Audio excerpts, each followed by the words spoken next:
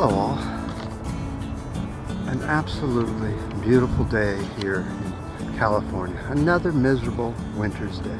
It must be in the 70s by now. Feels like it's going to get even hotter.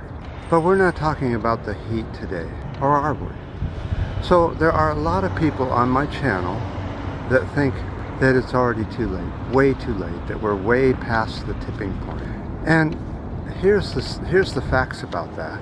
First of all, a lot of comparison to the Permian Extinction, which happened 252 million years ago. Wiped out almost 96% of marine life and 70% of land life.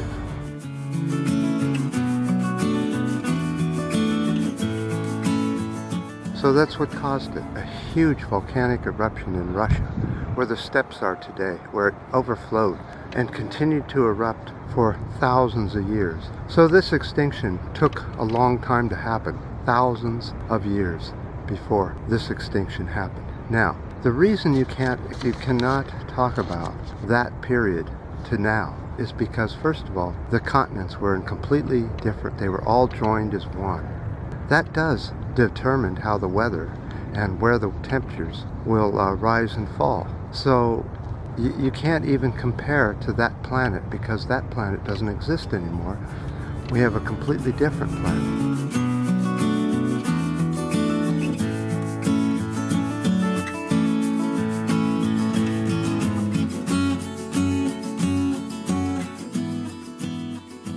The continents actually drift around the planet on average of 3/4 of an inch or 1.9 centimeters a year. That's really not that much, but in a long-term situation, the planet changes very rapidly in just a couple hundred years.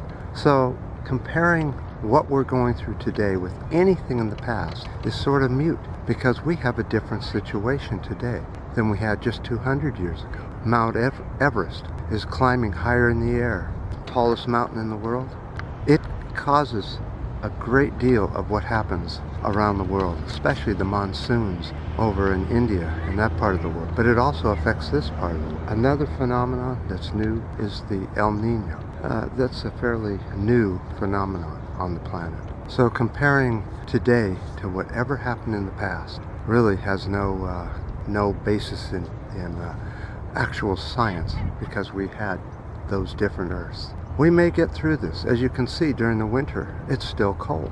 It's just the summers that are getting hot, and the nighttime temperatures, and of course the North and South Pole, are rapidly warming. But you see, that's another scenario that could happen, where the North and South Poles warm up to the same temperature as the equator, or close to it. It becomes more temperate, and you get more trees and growth and all that going on up there, and then all of a sudden you drink up all the CO2 and stuff starts to go down in temperature again. That's why it's so important that if we take on geoengineering, which is, boy, I tell you, with chemicals and things, it's not a good idea. You have to do it with physical things that can be turned off and on, such as a sun shield. Way up close to the sun, you just put in some panels, and you quickly are able to turn them on or off to control the heat on the planet while you absorb all the excess CO2 through biomass, forests, grasslands, the way it used to be.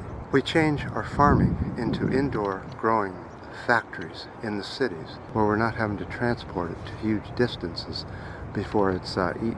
That could save a lot of CO2, and it's already being done. We just need to modernize it, put some serious money into it. So that's why I say, all this doom and gloom stuff, you don't know, we don't know. Since we don't know, why would you give up? Why wouldn't you do whatever you have to try and save your life? If you were in a bus headed to a wall at 900,000 miles an hour, and you could see the wall coming, wouldn't you do something other than just sit there and watch TV and say, it's too late, why do anything? It's all doomed anyway. So my thoughts are, do what you can do. Your diet, your driving, how much plastic you get. Don't use reused old plastic. Oh, here comes somebody I recognize. But anyway, that's my message for today. Yeah, that's her.